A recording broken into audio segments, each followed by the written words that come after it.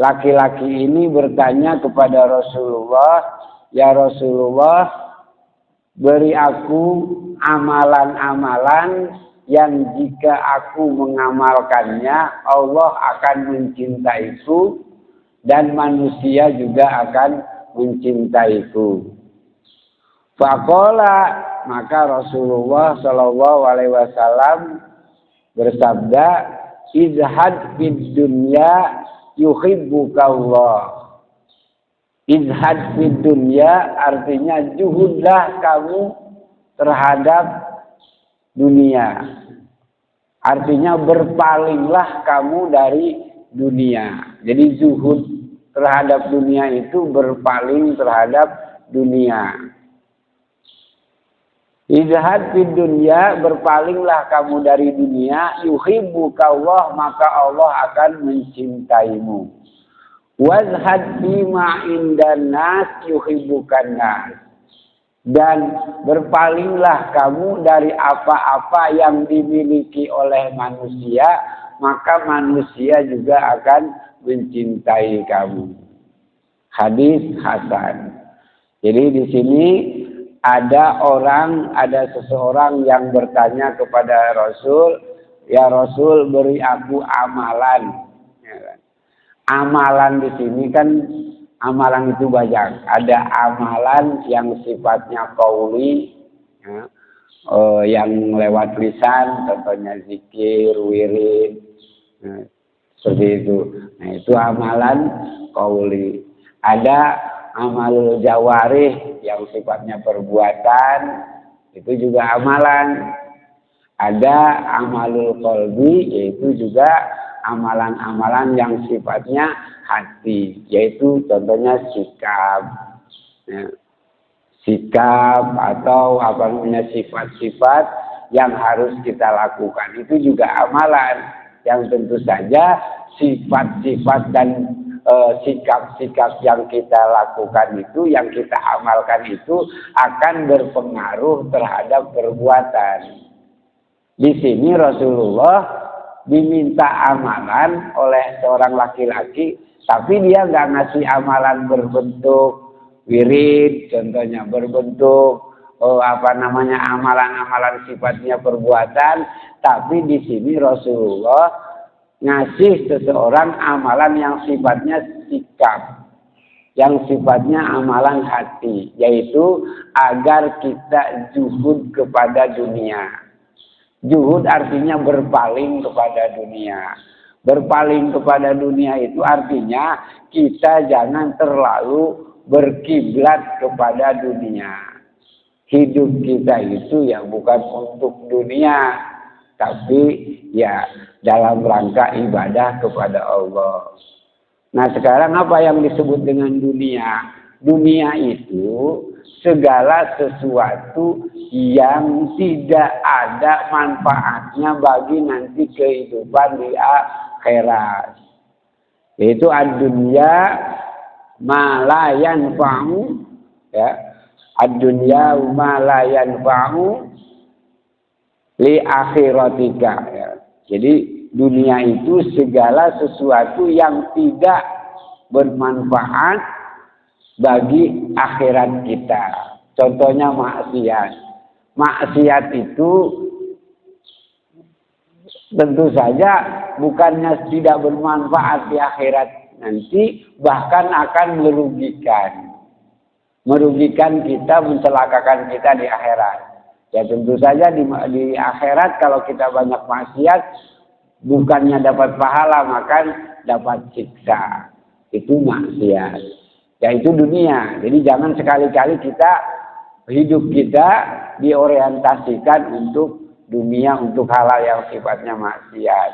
Yang kedua, dunia itu kita yang berpaling menjauh, ya kan, dari sesuatu yang menyebabkan kita melakukan hal-hal maksiat. Contohnya ada pekerjaan itu menguntungkan. Tapi kalau kita ikut pekerjaan itu akan membawa kita kepada hal-hal yang sifatnya riba, sifat-sifatnya bohong, yang akan membawa kita kepada hal-hal maksiat.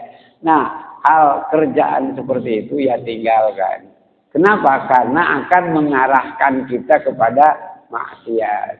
Lebih baik menghindar daripada kalau udah kita kejerembab, udah kejerumus, udah kadung, itu susah. Mendingan kita menghindar. Atau ada pakaian-pakaian yang membawa kita sombong. Udah nggak usah dipakai itu pakaian. Atau kendaraan-kendaraan yang kalau dengan memakai kendaraan itu, kita malah akan menjadi jumawa, akan merasa paling besar. Ya udah, jangan dideketin, jangan dipakai itu kendaraan. Nah, itu namanya dunia. Jadi sesuatu yang menjauhkan kita dari Allah. Itu juhud. Sesuatu yang tidak ada untungnya terhadap akhirat kita. Kalau ada untungnya untuk akhirat kita ya nggak masalah. Contohnya kita pekerjaan. Nah, pekerjaan itu ada unsur-unsur amal ibadahnya. Contohnya menafkahkan keluarga. Itu kan dapat pahala. Ya lakukan.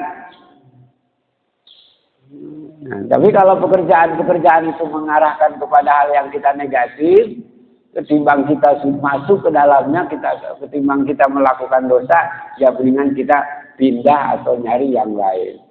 Yang ketiga adalah pekerjaan yang meninggalkan fardu, yang meninggalkan segala perintah-perintah yang diperintahkan oleh Allah. Contohnya, ada pekerjaan bisnis atau jualan. Jualan ini laku. Nah, saking lakunya ini jualan, kita lupa ketinggalan sholat fardu, meninggalkan hal yang difardukan oleh Allah. Nah, ini namanya dunia. Jadi segala sesuatu yang menghalangi kita dari ibadah kepada Allah yang merupakan tujuan hidup kita. Tujuan hidup kita itu ya untuk ibadah, bukan untuk mencari dunia. Long kita itu di dunia, riwayatnya kita itu gara-gara Nabi Adam dan Siti Hawa itu memakan buah khuldi, kita diusir dari surga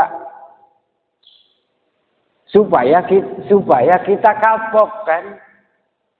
Pasti surga sama dunia kan enakan surga. Contohnya kita ada anak kita bandel nih, kita usir, pasti diusirnya ke tempat yang lebih tidak enak kan.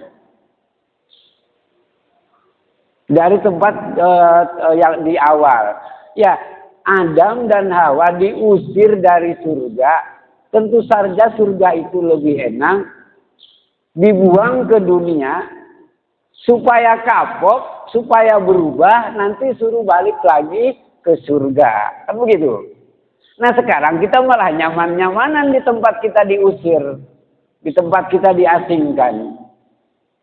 Sama kedudukannya dengan iblis kan. Iblis juga begitu. Karena dia tidak tunduk kepada Adam, dia dilaknat kan. Nah, jadi kita itu di dunia bukan untuk mencari dunia itu sendiri, tetapi untuk beribadah dan dalam rangka memperbaiki supaya nanti ujungnya kita akan balik lagi ke tempat di mana kita dulu diusir. Nah, itu dunia. Seperti itu. Jadi tujuan kita wa ma khalaqtul jinna wal insa illa liya'budun. Jadi tujuan kita diciptakan di bumi ini ya untuk beribadah. Yang kedua, setiap makhluk pasti ada dua. Ciri makhluk itu dia mempunyai dua sifat. Polarisasi namanya. Kalau enggak kiri ya kanan. Itu ciri-cirinya makhluk. Kalau enggak depan ya belakang. Kalau enggak malam ya siang. Jadi pasti begitu. Ada polarisasi, ada dua kutub. Arah timur, ada barat. Nah, kalau kita menghadap barat, pasti kita membelakangi timur. Kalau kita menghadap timur, pasti menghadap utara, pasti kita membelakangi selatan. Kalau kita full memikirkan dunia, pasti kita akan membelakangi dan akan meninggalkan akhirat. Begitu. Kalau kita fokus kepada dunia, pasti kita meninggalkan akhirat. Nah kebalikannya juga, kalau kita fokus kepada akhirat, pasti kita juhud dan akan menghindar dari akhirat. Nah gampang tinggal mengukur aja. Kita ini termasuk orang yang berpikir tentang akhirat apa berpikir tentang dunia. Yang kedua, bahwa dan itu sesuai dengan apa yang difirmankan oleh Allah dalam surat Al-Ahzab, ma ja'alallahu lirajulin fi qalbayni min jawfihi. Sesungguhnya Allah tidak menciptakan dua hati dalam satu rongga manusia. Kalau dia beriman, dia nggak mungkin untuk kafir. Kalau dia kafir, ya nggak mungkin dia beriman. Seperti itu. Jadi pasti ada, karena Allah tidak menciptakan dua hati dalam satu dada manusia. Kalau kita menghadap barat, ya pasti kita membelakangi timur. Kalau kita khusus berpikir tentang akhirat, maka dunia itu nggak pernah mengganggu kita, nggak pernah kita membuat kita sibuk oleh dunia. Nah. Yang kedua adalah sabda Rasul atau sebuah riwayat, hubud dunya ra'sul ma'asi, min kulli ma'siyah katanya. Hubud dunya ra'sul kulli ma'siyah. Cinta dunia itu adalah pangkal dari segala maksiat. Orang gara-gara cinta dunia korup, ya kan? Orang gara-gara cinta dunia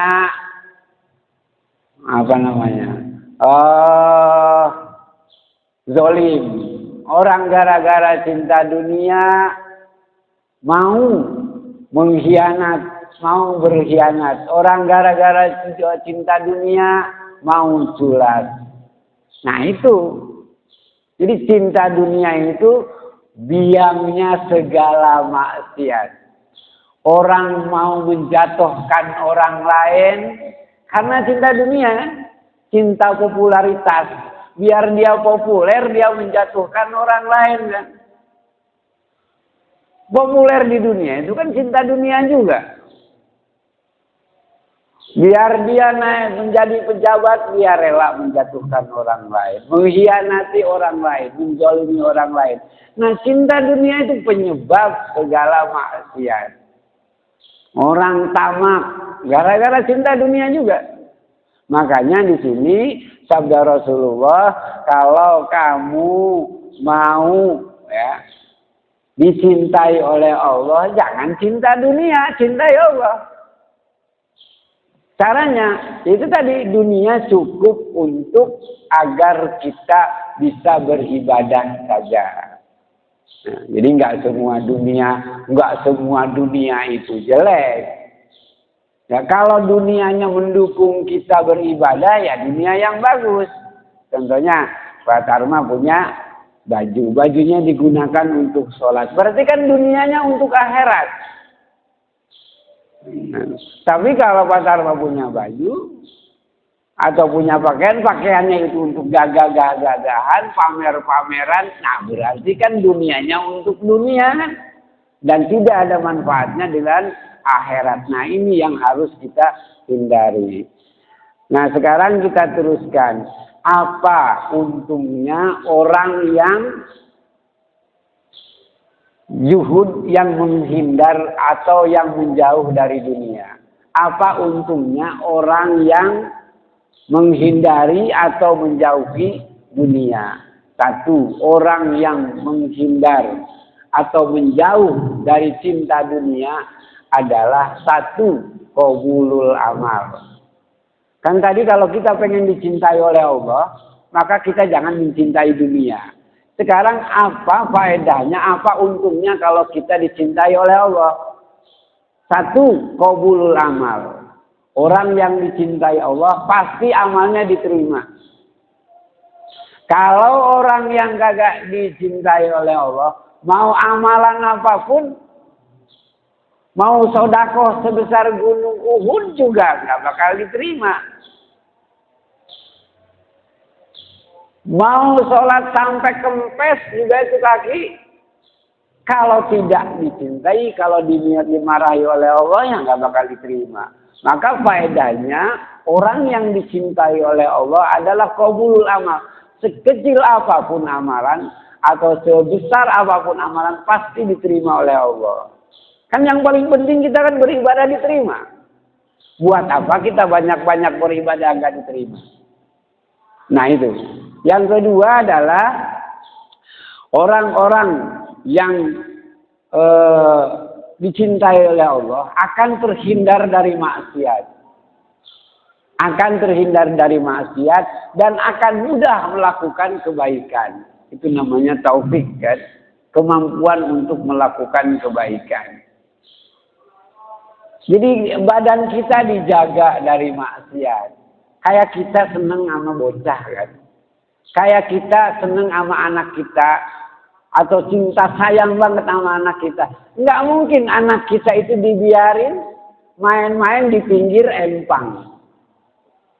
Kalau dia meleng jatuh ke empang. Nggak mungkin kita biarin dia main pisau. Nah begitu juga kalau Allah mencintai seorang hamba, maka Allah akan memelihara orang itu dari maksiat. Yang dulunya senang lihat hal-hal yang negatif, sekarang malah nggak senang. Nah itu cirinya bahwa kita sudah mulai dicintai oleh Allah. Senangnya bukan gara-gara tua, gitu kan. Kadang-kadang kalau waktu masih muda kan kita senang nih. Tapi kalau udah tua nggak senang, nah itu memang bukan. Tapi senangnya memang karena Allah. Maksudnya kita jauh dari maksiatnya karena Allah. Kalau kita senang, masih senang sama hal-hal yang maksiat, ya itu udah gampang. Cirinya bahwa Allah masih belum sayang kepada kita. Jadi cirinya adalah akan dijaga dari maksiat. Tadi satu akan diterima amal ibadahnya, dua akan dijaga dari maksiat. Yang ketiga tadi taufik, mudah untuk melakukan hal kebaikan. Saya pengen haji. Keinginan niat baiknya lama-lama akan terwujud. Saya pengen sedekah. Lama-lama niatnya akan terwujud, akan dibantu oleh Allah. Man jahada bina lanahdiyannahum subulana. Allah yang siapa yang bersungguh-sungguh melakukan sesuatu demiku, maka kami akan mempermudah jalan untuk melakukannya. Nah, seperti itu. Nah, yang terakhir adalah akan diampuni segala dosa-dosanya. Orang kalau udah dicintai oleh Allah, ya, orang kalau udah dicintai oleh Allah, akan diampuni segala dosa-dosanya. Jangankan dia minta ampun, kagak minta ampun juga. Kalau dia dicintai oleh Allah, niscaya akan diampuni oleh Allah. Jadi yang paling penting adalah untuk hal-hal yang seperti ini, yaitu hati kita dulu. Jauhkan kecenderungan untuk mencintai dunia. Kalau kita sudah tidak mencintai dunia, hal-hal yang akan menjauhkan kita dari Allah, hal-hal yang akan menyebabkan kita melanggar perintah-perintah Allah, akan terhindar secara sendirinya. Nah sekarang yang kedua, bagaimana caranya dicintai oleh manusia? Gampang. Kalau pengen dicintai oleh manusia, jangan sekali-kali mengharapkan apa yang mereka miliki. Satu contohnya, jangan suka minta-minta sama orang. Ya, kita kalau pengen disenengin oleh orang, jangan sekali-kali berusaha punya keinginan untuk memiliki apa yang ia miliki. Karena kenapa? Beda sama Allah. Kalau Allah sering kita minta itu senang. Tapi kalau manusia kita sering minta malah kagak suka. Jangankan bosan. Jangankan orang lain, orang tua kita juga kalau kita sering minta kan itu juga. Jadi ciri gampang kalau untuk pengen dicintai oleh orang manusia itu gampang. Enggak usah banyak ngebebanin mereka. nggak usah pengen apa yang mereka miliki, nggak usah banyak minjem, nggak usah tapi yang paling penting lagi, kalau pengen dicintai, nggak usah terlalu berharap sama mereka. Nggak usah terlalu banyak harapan sama manusia. Kalau kita banyak harapan sama manusia, nantinya ngejilat. Nantinya ngejilat, nyembah-nyembah, naudzubillah. Karena orang itu mengharapkan bahwa orang itu akan ngasih sama dia kan. Padahal kan yang ngasihkan Allah. Seperti Allah yang memberikan hati seorang. Seperti itu. Jadi itu ciri gampang. Jadi kalau untuk pengen disayangi manusia, nggak usah pengen memiliki apa yang mereka miliki. Ya dengan cara minjem, dengan cara ngutang, dengan cara minta apalagi. Nggak usah ganggu punya mereka, biarin saja. Yang terakhir nggak usah jangan berharap sama manusia. Berharaplah sama Allah. Karena kenapa? Kalau terlalu berharap sama manusia tadi itu akan menyebabkan orang itu melakukan hal-hal yang nggak bagus. Ria. Kita ngarepin atasan kita supaya menggaji kita. Oh kita pura-pura sholat khusyuk di depan dia. Kan ini jadi ria. Berpura-pura berbuat baik sama dia. Kan ria juga. Asal muasalnya karena kita mengharapkan sama orang itu. Salah Allah yang orang baik ama enggak baik. Orang baik ama enggak baik. Itu Allah yang memberi hidayah. Contohnya begini nih. Saya punya cerita. Ada orang miskin punya hutang. Ada orang miskin punya hutang. Suatu saat orang miskin itu pergi ke orang kaya. Pergi ke orang kaya meminjam gitu. Mau minta lah. Si orang kaya itu lagi doa, lagi meminta sesuatu sama Allah. Si orang miskin mau minta uang sama orang kaya, nafas nyampe ke orang kaya itu. Orang kaya lagi sholat, lagi doa, lagi minta sama Allah.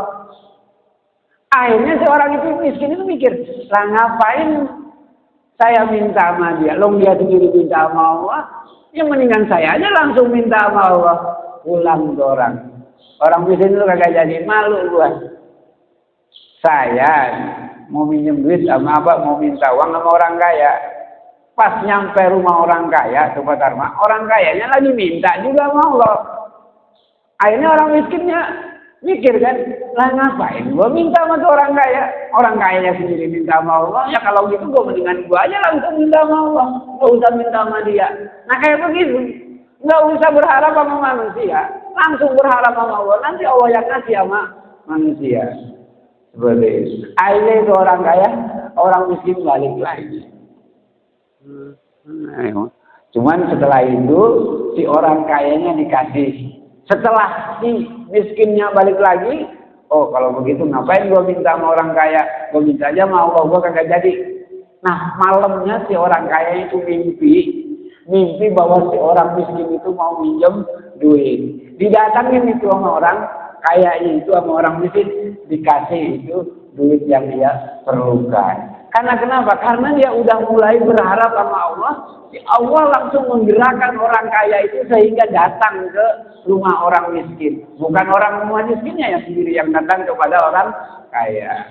Jadi itu intisari dan kesimpulan tentang hadis ini bahwa agar dicintai oleh Allah, satu, jauhi dari cinta terhadap dunia, ya, a'rid an izhad di dunia, dan kalau pengen dicintai oleh manusia, ya jangan pengen memiliki apa yang mereka miliki.